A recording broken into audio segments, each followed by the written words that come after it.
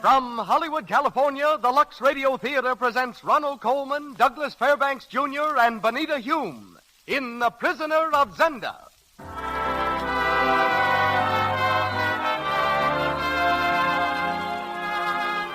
Lux presents Hollywood. The Lux Radio Theater comes to you with the good wishes of the makers of Lux Flakes. It is your loyalty to Lux Flakes that makes it possible for us to bring you these programs week after week. And every time you buy Lux, I wish you'd remember this. Just a few flakes of gentle Lux make so many suds. Lux is the thrifty care for everything safe in water alone. The thrifty way to do dishes. So it's a smart idea to keep Lux in the three places you use it most. In the bathroom, for stockings, underthings, and the pretty accessories that make you look so dainty. In the kitchen, for your dishes. And the laundry, for your dresses and sweaters. Tonight, Ronald Colman, Douglas Fairbanks Jr., Benita Hume, C. Aubrey Smith, Ralph... About the finest complexion care obtainable. I've seen Lux soap in the dressing rooms and homes of any number of stars. Actresses who could afford to spend almost any amount of money. Thanks for telling us that, Kathleen. But your job is to get good ideas for fan magazines. The 14 of them that appear every month have a combined circulation of 10 million. Each one prints about 10 articles, which means that out of somewhere must arise 140 ideas every 30 days. Where do they come from? Well, take that recent article called... Greetings from Hollywood, ladies and gentlemen. Greetings from this city of the fast fade-out, where actors know that their years of stardom are limited to usually not over 5, where more than 10 years of top billing is generally the stuff that cinematic dreams are made of, and where Ronald Colman, more popular than ever after 15 years, is regarded as something of a miracle man. Of course, there's a reason for Mr. Colman's enduring fame, and the reason is Mr. Colman himself, a gentleman whose quiet charm matches his talent, and whose head has never expanded under the heat of the spotlight. Ronald Colman was clerking in a London steamship office when the war broke out, during which he served with the Contemptibles, Lord Kitchener's first expeditionary force. He came to America after the armistice with high hopes of becoming an actor and with $37 in cash. He had only 2 lines in his first American play. But then, success followed success. One of his greatest he repeats tonight, Rudolph Rassendyll in Anthony Hope's celebrated romance, The Prisoner of Zenda. We're also joined by 2 other stalwarts from this film made by Selznick International Pictures, Douglas Fairbanks Jr. and C. Aubrey Smith. As Rupert of Hentzau, Mr. Fairbanks proves he can parry a thrust with as much vigor as his famous sword-swinging father.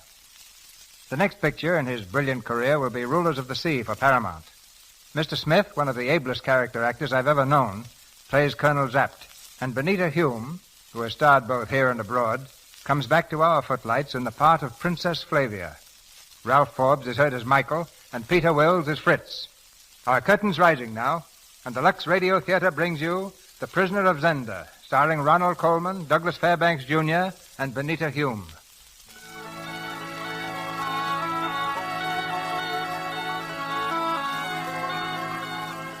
A lonely mountain stream, somewhere in the woods of Middle Europe.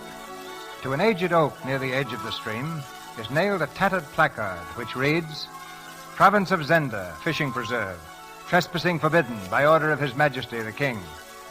Just below the sign, stretched out full length on the grassy bank, is a young Englishman.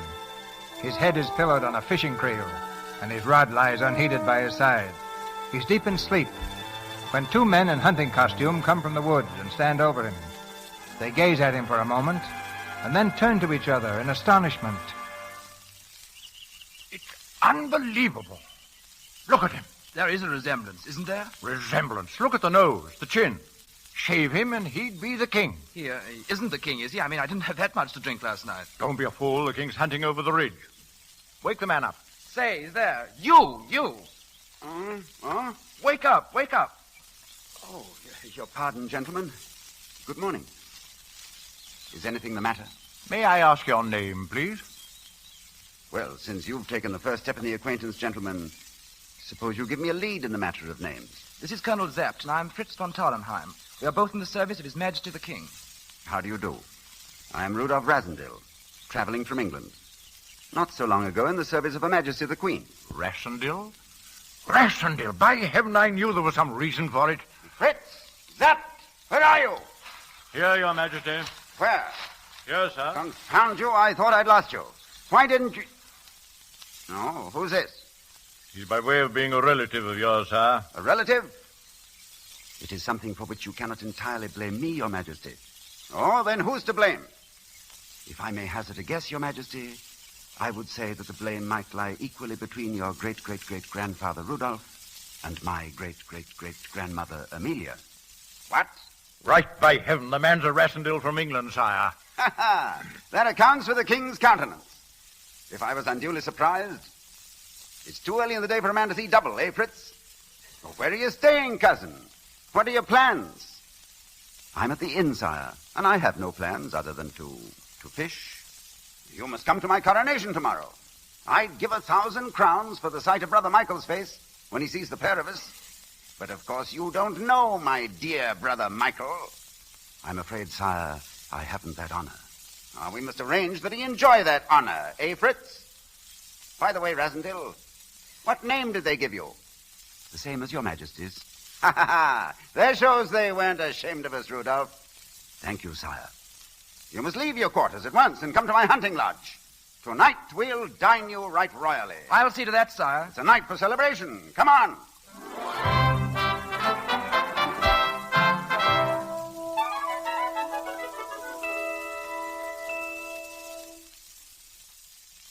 Wine, Joseph. More wine. Yes, Your Majesty, at once. And now, Cousin Rudolph, I propose another toast. Here. A toast. To our ancestor, that scandalous rogue, Rudolph II. Here. Let's see, who'll be next? Your brother Michael, perhaps? Michael, why waste good wine?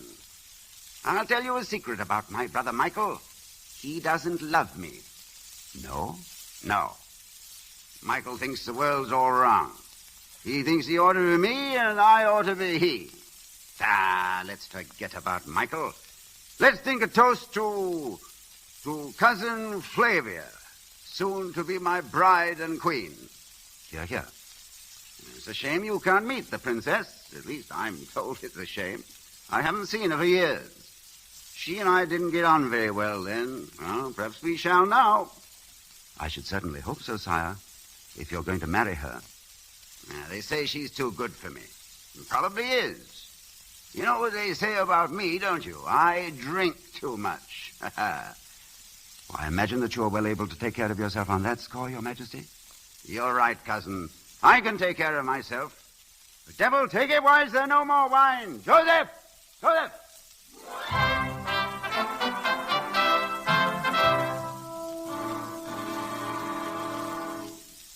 Your Majesty.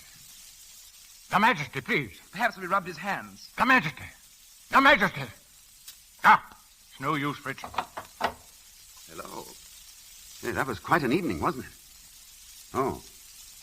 What's the matter with the king? Joseph found him on the floor this morning. On the floor? Is he still asleep? Very much so. You didn't drink any of this last bottle, did you? No, not that I know of. I think you'd know if you had. Why? Was it drugged? It was. But how? Why? Who did it? Who else but Michael? Who else? Michael? His brother? Half-brother. Michael's mother wasn't exactly acceptable in court circles. But the coronation? There isn't going to be a coronation. But this is fantastic. Impossible. What's in Michael's mind? In Michael's mind? Only the throne and the Princess Flavia. And has he a chance? He has now. Michael is waiting in Strelsau now with Rupert of Hentzau. Half the army already on his side, and half the people, too. And the coronation can't be postponed, huh? If he's not crowned today, he'll never be crowned. He must be there for the ceremony. Yes, that's all that would be necessary. The ceremony. So what's the matter? What are you staring at? Englishman, I'm much older than you. As a man grows old, he begins to believe in fate. Fate sent you here. Fate sends you now to Strelsau to be crowned king. What? Sounds mad, doesn't it? But without your beard, I'd wager you could deceive your own brother. You must be out of your mind. It's a risk against a certainty. My dear Colonel, I came here on a fishing trip. I like to fish. I am a simple Englishman. I couldn't begin to act like a king even if I tried. Oh, no. No, I'm afraid not, gentlemen. And Black Michael sits tonight on the throne and the king lies in prison. Oh, his grave. His grave? Yes. I see. Well, I can't. After all, it would only be for today, wouldn't it? Tonight, you shall be safely across the border. King for a day. And what would it mean if I fail? Your life. On mine. On Fritz's here. And all I'd have to do is shave. Confound it, I'd become awfully fond of this beard. Then you'll do it? Yes, may heaven help the three of us.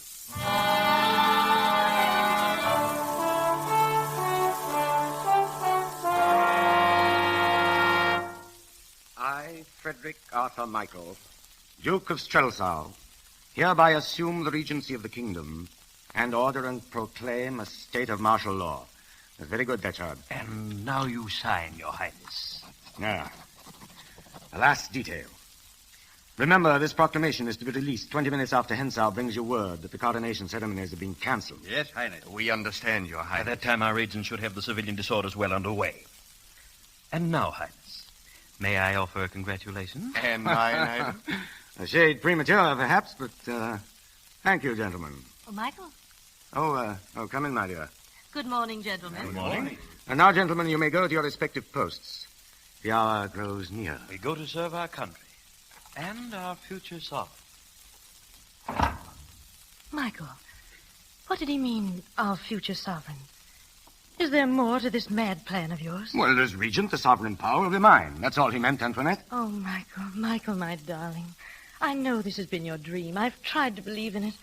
Above all else, I want you to have everything. Everything that is but power. Is that what you're trying to say? But what will it bring but the end of all our happiness? We shall be together, Antoinette. But where we belong, not outcasts. We could have each other. Isn't that enough? Darling, you must understand. Love is not enough. For any man. Oh, Michael. Have I failed you then so badly?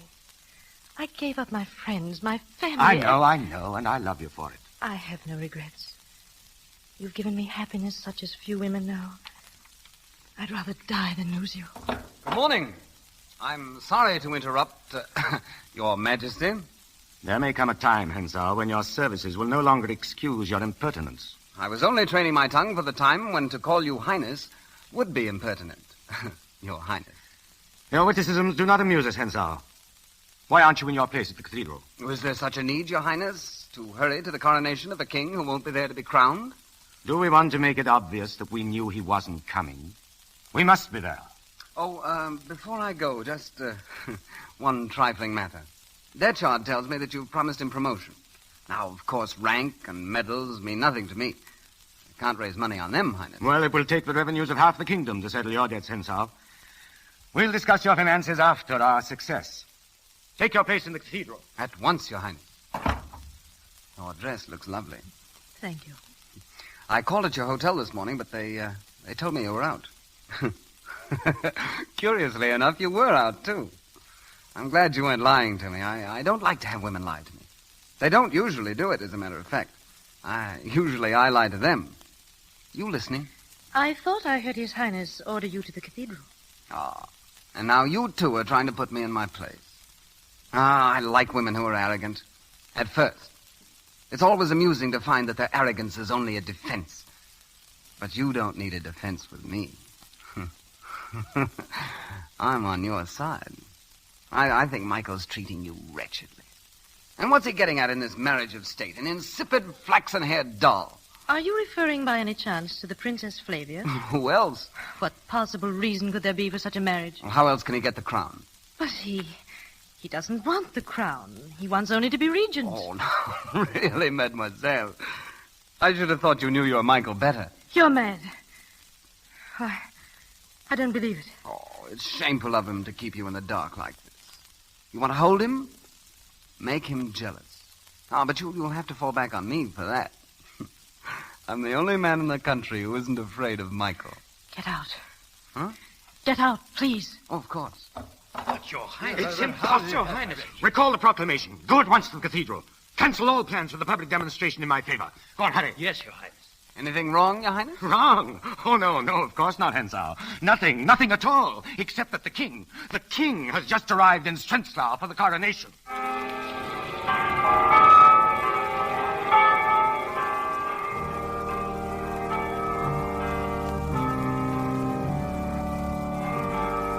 Receive thou this symbol of temporal power, this scepter wielded these many generations by all our chosen sovereigns, sired of the ancient house of Elfberg.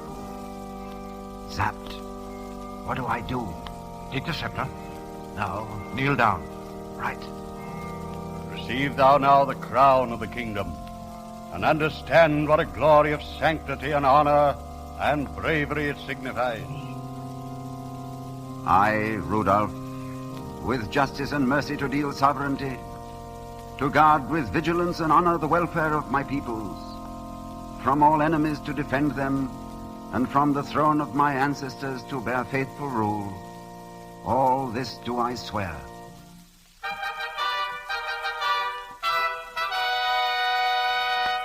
God save the king.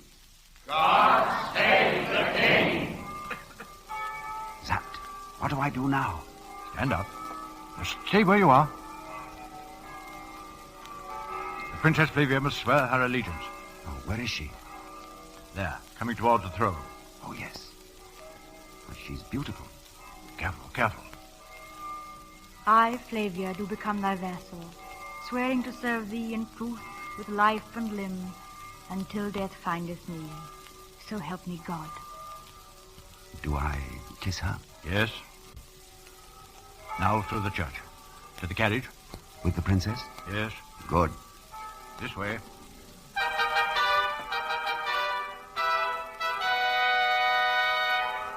God save the king.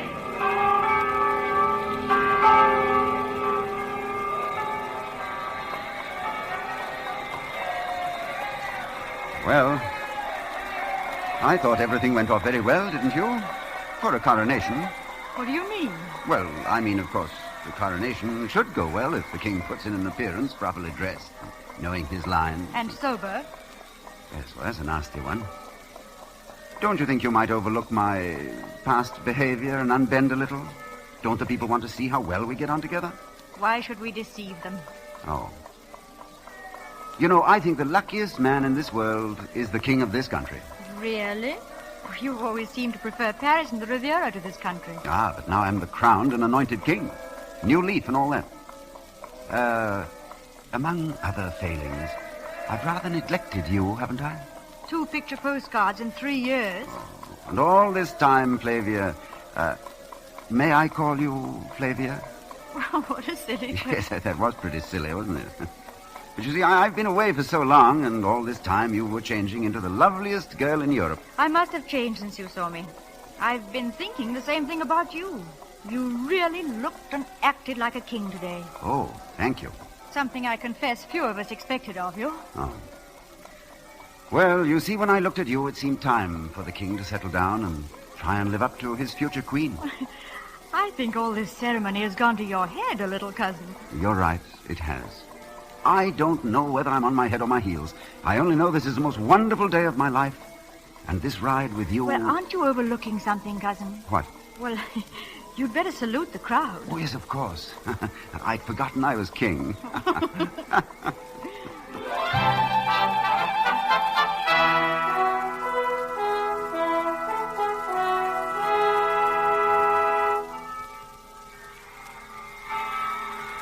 Listen, they're still cheering. They're with you heart and soul. Oh, it's you they're cheering. I felt like doing it myself when I saw you. Why, we'd better go, you know. Your guests are waiting. Oh, not just yet. Please. I want to have you to myself for a moment. All day I've been on parade. Cheered at, waved at, stared at. Not a chance to say... Say what? Well, it is enough to make any man lose his head a bit. I am crowned king. I meet the loveliest, the most beautiful... Oh, that isn't what you used to say. You used to call me that tow-headed little scarecrow. Terrible. I hope you slapped me. Yes, I did, and once I kicked you quite hard. Good. I deserved it. But I've reformed. Almost beyond recognition. You seem an entirely different person. I can't understand. No, don't try. Just stand there and let me look at you. Flavia, Who's there? Oh, you. Well, Fritz? His Highness Duke Michael is waiting to pay his respects, sire. Well, let him wait. What? Furthermore, Fritz, your intrusion is decidedly uncalled for. Oh, but, sire... Yeah, that's enough. Now, you may go. I may go, yes. Yes, sire. Oh, Rudolph, is it wise of you to make Michael angry? I'm the one who was interrupted. Why should he be angry? Besides, I'm the king. He's probably furious. Bad-tempered fellow. Why worry about him? Oh, it's you I'm worried about. In that case, I can afford to be generous. I'll see him tomorrow. Rudolph, if you won't think of yourself, think of me. All my life, I've known what my future had to be, and I was resigned to it. Well, now, I needn't tell you how different it is. Different? I used to dread this day and the future, but now... Flavia, I've been unfair. I didn't mean... I only want you to realize how much your life means to your country. Only my country? Well, and to your friends. Friends? And to your cousin and loving servant, myself. Flavia. Good night. Don't go. But I'll see you tomorrow. Good night, Rudolph. Tomorrow.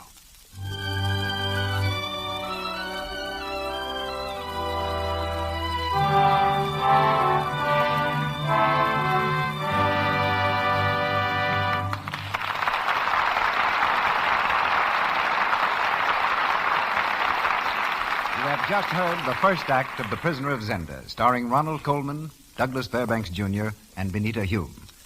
During our brief intermission, we bring you another episode in the life of the Browning family. As the scene opens, we find Midge getting ready to go calling with her mother. She's frantically rummaging through her bureau drawers for something. Listen. Let's see. Here's one. No, that's too yellow. This one's too brown. That one's too pink. Oh, dear, what am I going to do?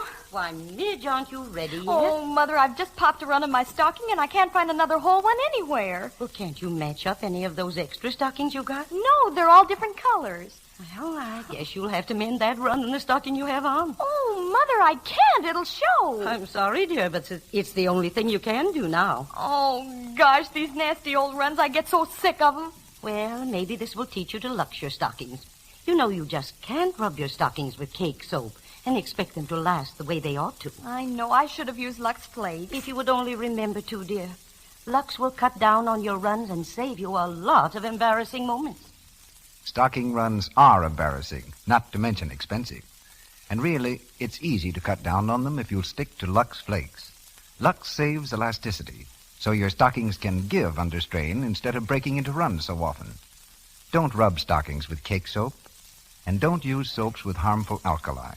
These weaken elasticity and encourage runs. Stick to gentle Lux Flakes and Lux your stockings every night. You'll find they wear longer and fit better that way. Mr. DeMille. Act 2 of The Prisoner of Zenda, starring Ronald Colman as Rudolph, Douglas Fairbanks, Jr. as Rupert, and Benita Hume as Flavia, with C. Aubrey Smith playing Zapp, Ralph Forbes as Michael, and Peter Wills as Fritz.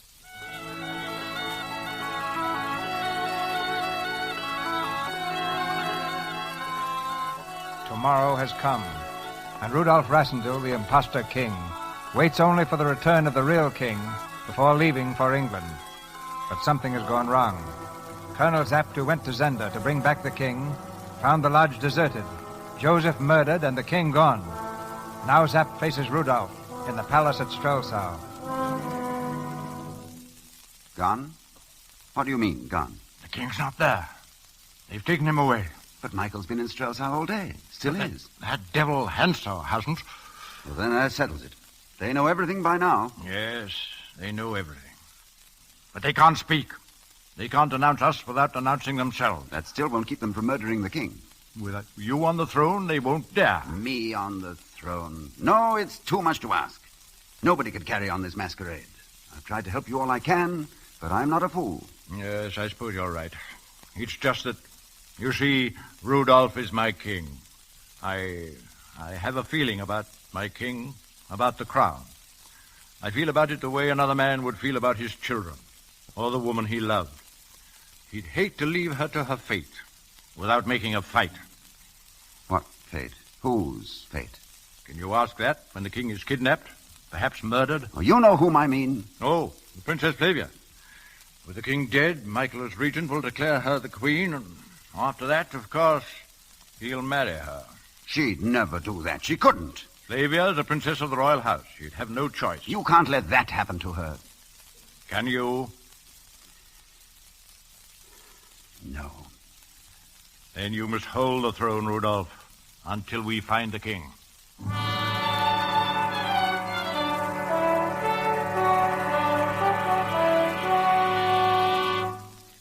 So, Rupert, you've been here in Strzeslaw.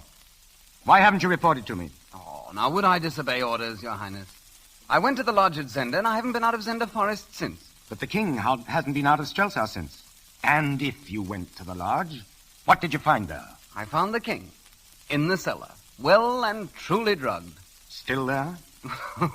What happened next must have been Zapp's idea. Tallenheim couldn't have thought of it. What was Zapp's idea? Passing another man off as the king, under your very nose, Highness. What? Odd, a man not knowing his own brother. But I assure you they might be twins. Are you trying to tell me the man I saw crowned is an imposter? Not your type of fiction, I see, Highness. Too incredible. But things like that do happen. You know, I once knew twin sisters that were... Oh, well, that's another story. I'm beginning to understand. He hasn't been behaving at all like my brother. Oh, naturally not, since he isn't. But if this is true, why hasn't the king been heard from? Where is he? He's in a woodcutter's cabin. You've abducted him. Well, it's an old medieval custom, abducting kings. Rupert, only you could carry out such a coup. What have you done with him? Well, first, Highness, there's one thing we haven't discussed. Now, why do people abduct kings? Just for fun, Highness? Isn't there usually the little matter of the king's ransom? You can be the first man in this kingdom, after the king. Oh, thanks. But how about a little something now on account? Well, 10,000. Oh, that's a poor price for a king. And a crown. 20. That's final. Well, it's too cheap. But I do find him a bit of a nuisance, always whining about being chained up. Did you hurt him? Only slightly, but the cabin is very damp, Highness. I was afraid he might develop pneumonia. And let the Englishman reign all his life? You realize, don't you, we couldn't expose him. That hadn't occurred to me. But if the Englishman dies first and is buried in the cathedral as the king... Yes, I think that's the solution, Hentzau. Oh, sire, there are moments in your presence when I feel myself an amateur.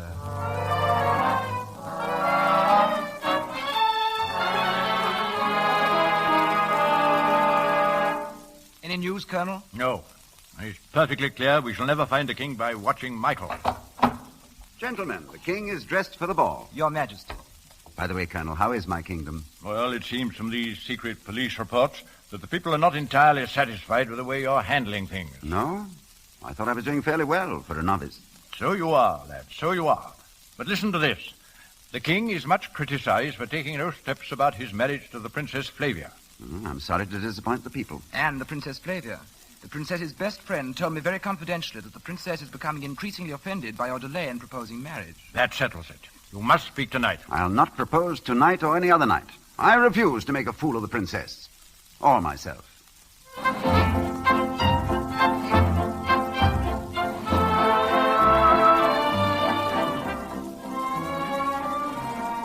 Flavia, you promised to go out on the terrace with me. Is that a command, sire? It's a command. Please.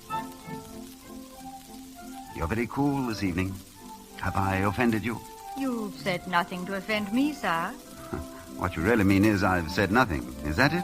Well, I'm sure you have excellent reasons, sire. Flavia, please try to believe me. I may be the sort of man who'd take advantage of any number of people, even a whole country, but I could never willingly do anything to hurt you. I don't understand. Then try to believe this without understanding. I love you. Oh, is it true? Or is it only because you must? I love you more than life, or truth, or honor. Oh, Rudolph, I've so wanted you to say that. Tell me, how is it that I love you now when I never even liked you before?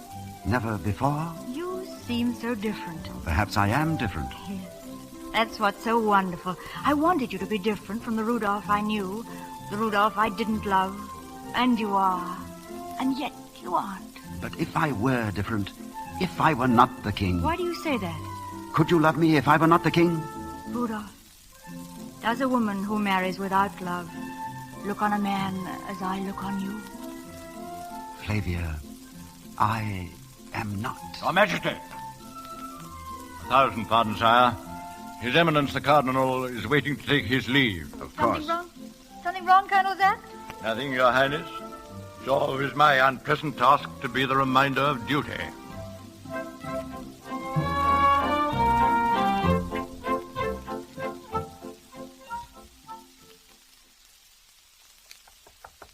Who is it? Rudolph, I must see you. Oh, Fritz. Come in. Look at this. This letter, it's for you. Can't it wait till morning? But look at the name on the envelope. See. Deliver instantly, Rudolph Rasendil, Esquire. Rasendil? Can't be a tailor's bill from home. What does it say? If Mr. Rasendil desires to know the whereabouts of the king, let him come tonight at 2 o'clock to the summer house behind the wall on the Boulevard Elfberg. He must be alone. He must take you for a fool. A trick of Michael's, obviously. If you hesitate, consult Captain von Talenheim. Ask him what woman to do most to prevent Michael from marrying the Princess Flavia, and therefore most to prevent his coming king. And ask if her name begins with A. A. Antoinette de Maubach, Frenchwoman, mad in love with Michael, of course. How far is the Boulevard Elfberg? Are you going? I am. At 2 o'clock tonight.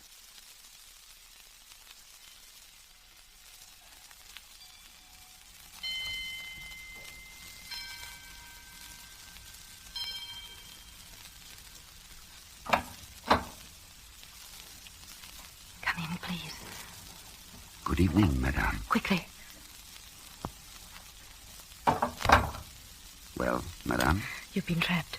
I wrote that letter at the Duke's orders. So I thought. 3 men are coming here to kill you. Where's the king? Before I tell you, your word. An English gentleman's word. No harm has come to Michael. Have I your word? Yes, as much as I can give it, if you tell the truth.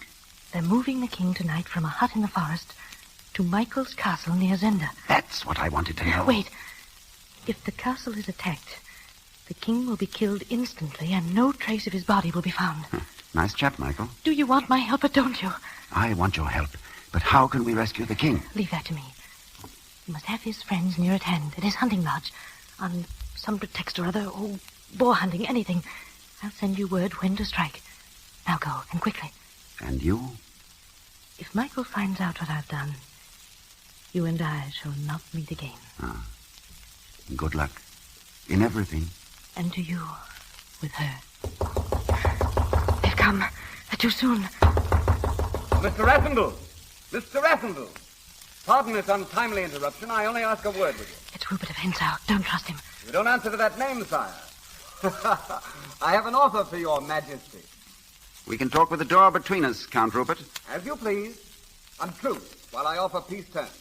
50,000 pounds in English notes and safe conduct to the frontier. Ah, that seems handsome. Come out, then. I have a good horse for you and the money ready. Just a minute while I think that over. Stand there, out of the line of fire. But what are you going to do? Sorry, but I'll have to use your tea table as a shield. Do you mind? But how can you possibly... As they start in the door, I'll start out. Oh, they'll kill you. Now stand back. Gentlemen, I accept your offer, relying on your honor. If you'll open the door... It's locked.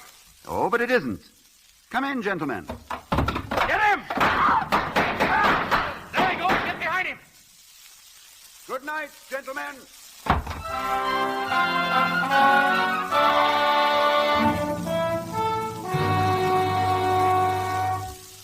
I don't understand you, Rudolph. Last night you made me feel that every hour away from me was wasted. But now you're going boar hunting. That's a different thing, I suppose. My darling, did you dream that I was leaving you to go hunting? Well, then you're not going... Well, I'm not going hunting. That is not just for boar. Well, then what are you going... Oh, Rudolph, it's Michael. Oh, it's nothing. It seems he's hatched a little plot at Zenda. Against you? Oh, darling, you mustn't go. Shall I tell them I can't go because we have an engagement to go riding? But I don't understand. And I can't explain just yet. But believe me when I say there are reasons why I must go. I'm sorry. You see, I've never been in love before. That's better. You'll write to me. I'll send you my heart every day. And you won't let Michael hurt you. No, sweetheart. Or keep you from me. No, sweetheart. Nor anyone else. No. Sweetheart. I must go, darling. You stay here. Your back turned. Don't look at me. If I see your eyes, I might forget to be a king. You'll come back soon. Shan't a man come back to the loveliest lady in all the wide world? 1,000 Michaels couldn't keep me from you. But if I shouldn't... No, don't turn. You will never forget me. Never. And you will be a brave queen and do your part. My life would be empty. My heart dead. But you would do your part. Goodbye, Flavia. Rudolph!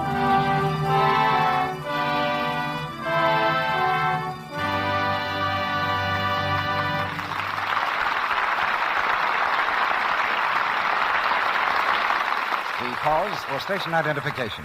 This is the Columbia Broadcasting System.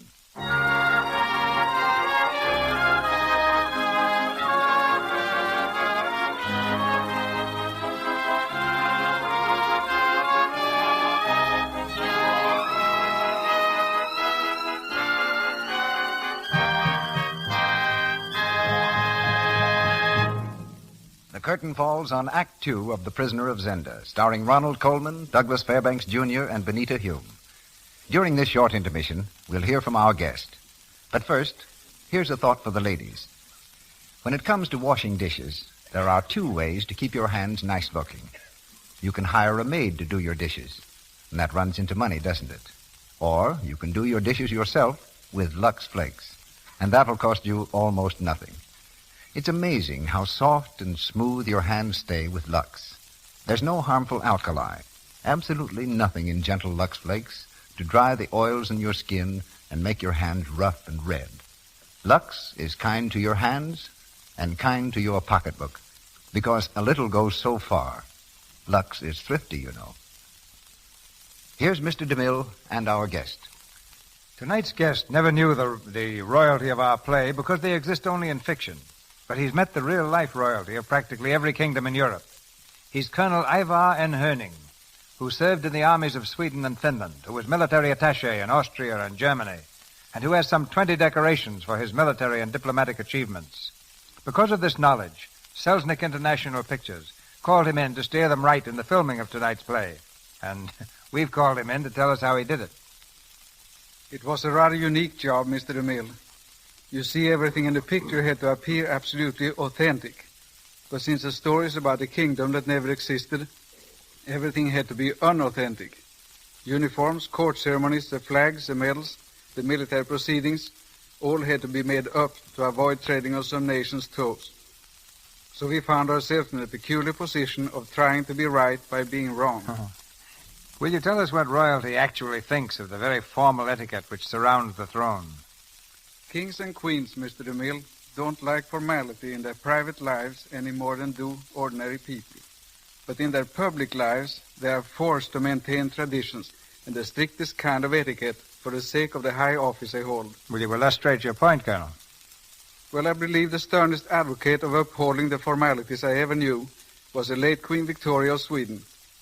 Once as officer of the guard at the Summer Palace, I was ordered to see her immediately. I reported, wearing full dress uniform and heavy saber. I had misjudged the situation, however, for this was to be a family affair, not a formal public one. The Queen was surrounded by her grandchildren. "We are going to play with the children," she commanded, whereupon one of the princes informed me that I was to be an elephant and the Queen was to be a tiger. The grandmother Queen got down on her hands and knees, so did I. Everything went along very well until the prince said that the elephant was to eat the tiger. Instantly, his grandmother remembered that she was a queen and I was a soldier. For me to eat her was a little too much. She simply said, "The play is ended." Proving that royalty, like elephants, never forgets. Well, I knew one princess who often forgot her high station to remember humanity. She was a former Swedish crown princess, Margaret of Connaught. There was a time, for instance, when she was walking down a lonely road near her private palace. A blind peasant woman, who didn't know her identity, stopped and asked the princess to lead her home. The home was a broken-down hut. When they got there, the blind woman asked the princess to read her the Bible, and later asked if she would mind coming back to read to her again. Every day of that summer, the Crown Princess of Sweden visited that hut, bringing gifts and reading to one of Sweden's most miserable subjects, who never knew who her benefactress was. And that, Mr. DeMille, is real nobility. You've shown us the human side of the throne, Colonel. Ronald Colman, Douglas Fairbanks, Jr., and Benita Hume in The Prisoner of Zenda with C. Aubrey Smith and Ralph Forbes.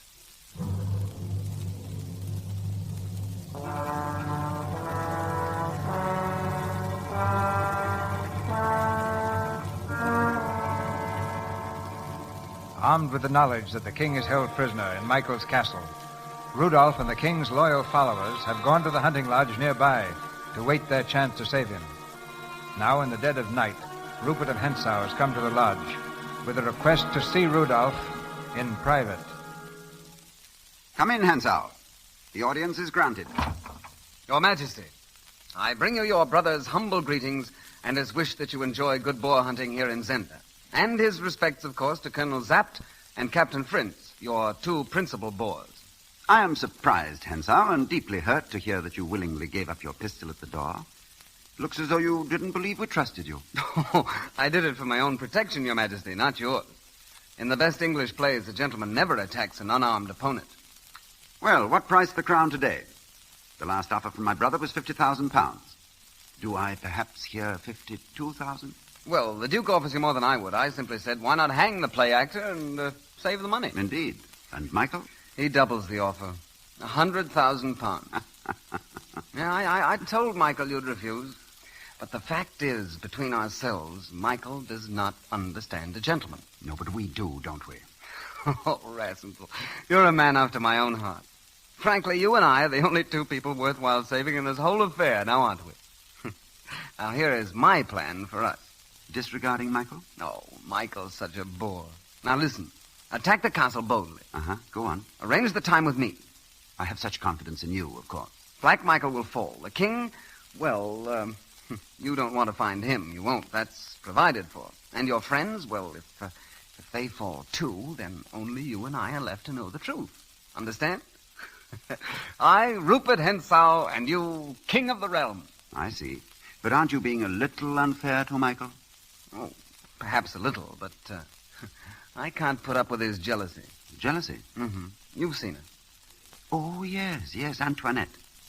So the Duke gets in your way, hmm? Well, that's hardly a fair way of putting it, perhaps.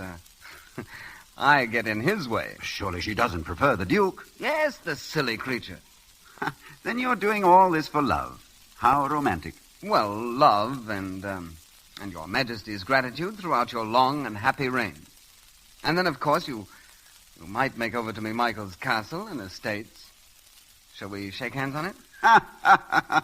Zap, Fritz, come in and listen to this. I would also promise, play actor, to leave your golden-haired goddess alone until I wanted her. Why, you... Now, don't get excited, please. You see, I left only my gun outside. I still have this. Touch me with that dagger and you'll be full of holes before you reach the road. It's almost worth the chance. But I imagine we'll meet again, play actor. Perhaps under conditions more favorable to me. Yes, I'm sure that's the only way we'll ever meet. Of course. Good night. Good night.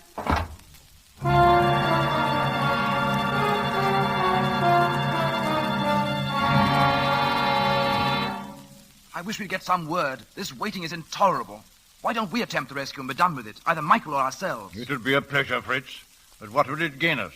Do you think Michael would fall and let the king live? Besides, what justification could I, the king, have for attacking my dear brother Michael? Are we to do nothing, then? We are to do nothing, stupid. And don't be in such haste to end your life, young man. If you will forgive me, sir, your impatience seems on occasion to equal my own. Oh, it's different with me. I've spent my life, and it's been a long one, in the service of the throne. I can do no more than die in its service.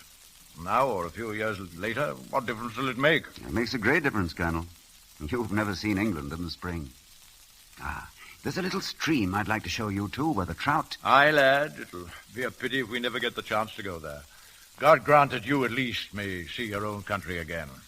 I'm not sure it could ever be the same again. I know, lad. I know. Come in. A man is here who insists he has a personal message for His Majesty. Have you searched him thoroughly? Certainly, sir. Send him in. In here. I'm Colonel Zapp. What is it you want?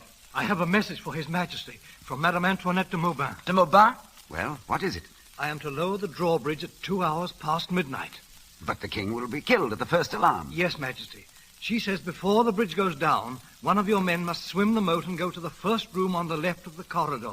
The king is imprisoned there. Yes? That man alone must hold off the guards from murder until the others cross the bridge and get below. Tell Madame we shall be on the shore at 2, waiting for her signal. Then I will swim the moat. The others will wait until you lower the bridge. Now go. I think I should swim the moat, Rudolph. Right, lad. Can't afford losing both our kings. One king you'll lose tonight. If anything should happen to the king and not to me, your game is up anyway. Oh, no, I swim the moat, Fritz, not you. But if we lose you both, what will become of those of us who are left? They will serve Queen Flavia. And I would to God I could be one of them.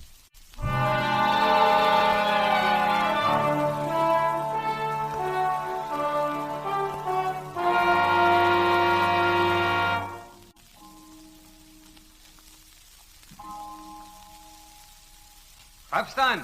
Here, Hentzau. This castle's gloomy as a vault. Where are you? Yeah. The relief guard was 10 minutes early tonight, Hentzau. Why? The Duke's as nervous as a kitten. Must be expecting old Zapp to bob up out of the moat in a diving helmet. Well, getting late. I'll have a last look at the doors and the drawbridge before I turn in. Good night. Good night, Hentzau.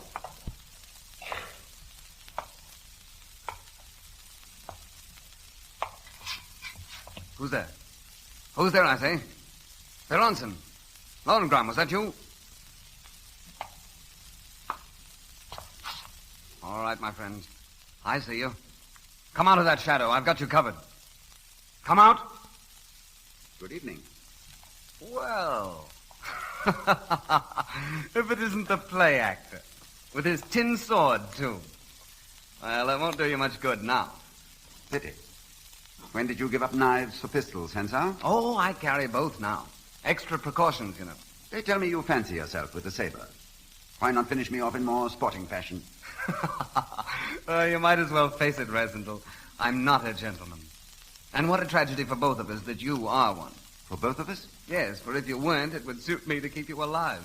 Oh, how it would suit me. If I were only some king's twin. Well, I'm sorry to have to kill you. I really am sorry. I could be very grateful for my life just now. And you once mentioned something about Michael's castle and estates. You think you can buy your life with a few old stones and 2 provinces of mulberry trees? Half of my kingdom. For a cigarette. Of course. You might as well. There are matches on the table. Thanks. Don't try and pick up that gun, Hentzau. Your sword will have to do this time. Touche, Rasendel. I can't get used to fighting with furniture. Where did you learn it? Oh, it all goes with the old school tie. Well, if I must fight like a gentleman... Don't let's be gentlemen. Well, then, now for your last fencing lesson. On guard. Well counted. But your garden court is too high. By the way, what did you expect to gain by this visit? The king's life, if possible. Oh, not really. You know, your guard is much too high. I could finish you right now. Not really? Exit the play act. Exit delayed. Sorry to disappoint you, old man. Why don't you let me kill you quietly? Why quietly? You English are such a stubborn lot. Well, England expects that every man, you know. Well, then, why don't you do it? I have to chase you all over the castle? I'll take my fencing lesson in my own way. Stand your ground and fight. I'm just prolonging this as long as I can. You're not afraid to die, Rascal. That's not British, you know. It's just my nature. I'm keeping you away from the king until the drawbridge is down. What? Shall we rest now? What did you say? About what? The drawbridge. Oh. That. There he goes. Now, Hentzau, I'll stand my ground. Why, you... On guard! Don't wait too long, Hentzau. Captain and his men should be here at any moment. I'll just have time to finish you off. There they are! What's the matter? Are we resting again?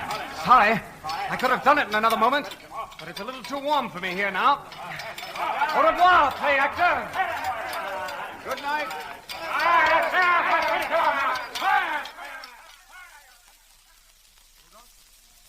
You all right? You're wounded. Oh, it's nothing. The king? He's safe. We've got him. And Black Michael, too. That's good. I'm just a little tired. You don't mind if I just some sleep, do you? Rudolph. Fritz, quick! He's fainted.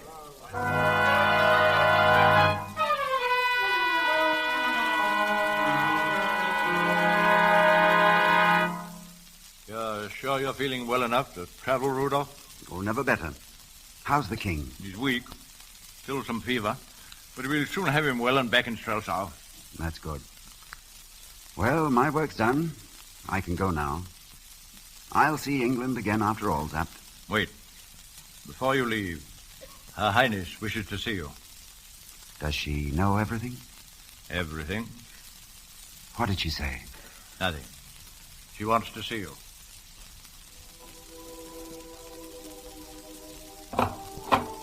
Rudolph. They've told you, Flavia? Yes. Oh, you're hurt. They didn't tell me that. My only hurt's the thought of the pain I must have caused you. Flavia, from the first moment I saw you in the cathedral, I've loved you with all my heart and soul. But forgive me. It would have made no difference if I'd known. It was always you, never the king. I meant to tell you. I tried to on the night of the ball. I know. What are we to do now, Rudolph? Oh, I'm going away tonight. Oh, no, you can't. I must, before people have seen me. Flavia, come with me. Oh, if I only could. If only... Why not? I love you. And I love you. Oh, Rudolph, help me. Is love the only thing? If love were all, you would have left the king to die. Honor binds a woman too, Rudolph. And my honor lies in keeping faith with my country and my house. I don't know why God has let me love you, but I know I must stay. God shows his purposes to such as you. Goodbye, my beloved. Your heart will always be in my heart, and the touch of your lips on mine. Your heart will always be in my heart, and the touch of your lips on mine. Goodbye, Flavia.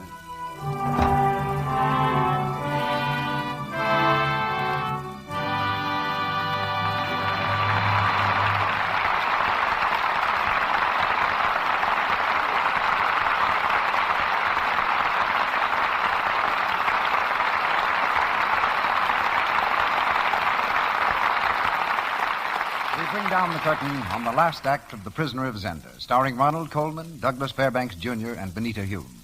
In a moment, our stars return for their curtain call.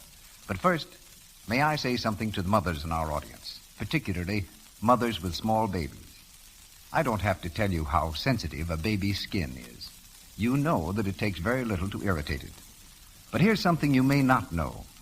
When you wash baby's clothes with soaps containing harmful alkali, you run the risk of chafing his tender skin. And you certainly want to avoid that, don't you? Then listen to what Mrs. G.E. Knapp of Cheverly, Maryland, who is the mother of triplets, says. My triplets had such sensitive skins that only the mildest soap could be used on anything they wore. I knew from experience that Lux was safe, so I used it for the baby sweaters, dresses, diapers, all their things, and they haven't been troubled with rash. Yes, Lux is safe for baby's things. It has no harmful alkali. You don't risk irritating baby's tender skin. And Lux won't fade colors or spoil the fit of baby's clothes either. It's safe for everything safe in water alone. So keep the thrifty large-size box of Lux Flakes in the house, won't you? And use it for everything baby wears. and for the many nice things you wear, too. Mr. DeMille returns to the microphone with our stars. Rudolph and Flavia said goodbye a moment ago. Suppose we reunite them now as Ronald Colman and Benita Hume, accompanied by Douglas Fairbanks, Jr. To ease the minds of the listeners who may be wondering who played the part of the king and who sounded so much like Ronald Colman, I'm sure it's quite all right to tell them now that the part was played by Ronald Colman. I could add that you played your dual role to the hilt, Ronnie. Yes, you could, but please don't. Incidentally, Mr. DeMille, I understand you once acted in Zenda, too. I hesitate to use the word act, Benita. However, I appeared in Zenda the first time I ever played before an audience. I also tackled the dual role, which was very easy at the time because my voice was changing. And where was this first DeMille epic produced, C.B.? Oh, in Derling's Hall at Pompton, New Jersey. There was one disadvantage to Derling's Hall, however. It was located over a grocery store. Oh, I'd walk up a flight of stairs any time to see you act, Mr. DeMille. That's very kind, Benita, but the point is that every night the theater was open, the grocery store stayed open, too, doing a land office business in very ripe tomatoes.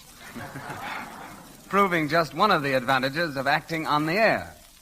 Is it true, C.B., that when Zenda first hit Broadway, it exerted a tremendous influence in the field of matrimony? I know of no play before or since, Ronnie, that has inspired so many gentlemen to pop the question and so many ladies to answer yes. Well, if that's true, Ronnie, think of the havoc you may have wrought tonight. And that's as good a hint as any, Doug, for me to say good night. My thanks, Mr. DeMille, for a most enjoyable evening. Our microphone's always at your service, Mr. Colman. Good night. Good night, Doug. Thank you, Benita.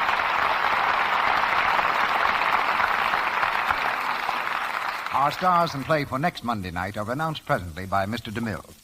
The cast of The Prisoner of Zenda included Ian McLaren as the Cardinal, Paula Winslow as Antoinette, Eric Snowden as Joseph, Lou Merrill as Detchard, and Frank Nelson as Kraftstein. Ronald Colman's next picture is Paramount's The Light That Failed. Douglas Fairbanks, Jr. and C. Aubrey Smith are seen shortly in The Sun Never Sets, made by Universal Studio, through whose courtesy Mr. Smith appeared tonight. He is also in the new RKO film, Five Came Back. Louis Silvers directed music at 20th Century Fox Studio for Young Mr. Lincoln. Be sure to listen to the new Lux daytime radio program, The Life and Love of Dr. Susan. The makers of Lux Flakes bring you this enthralling story about the love and problems of a young, attractive woman doctor every afternoon, Monday through Friday. Look in your newspapers for the time and station. The Life and Love of Dr. Susan comes to you in addition to the Lux Radio Theater. Now, Mr. DeMille. Before I tell you about next week's program, may I remind you that beginning this coming Thursday, June 8th, the people of our 48 states are observing Flag Week. A good time for good Americans to show their colors. And we hope that you'll join our audience next Monday to hear a most unusual play written by the author of Magnificent Obsession. It's the story of a woman who attaches herself to a middle-class family, teaching them to overcome disappointments and difficulties through her simple philosophy that victory is always built on defeat. Our play is called White Banners, and in this inspiring drama you'll hear the same two stars who contributed so much to the motion picture, Fay Bainter and Jackie Cooper, and starring with them, Louis Stone.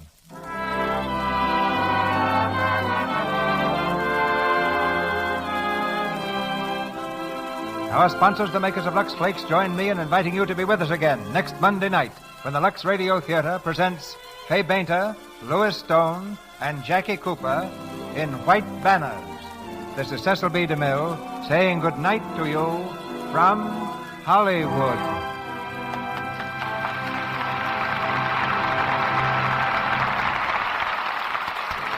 Join us again a week from tonight. Be part of the large audience that gathers from coast to coast to hear Hollywood's most popular stars in your favorite plays of stage and screen. Your announcer has been Melville Ruick. This is the Columbia Broadcasting System.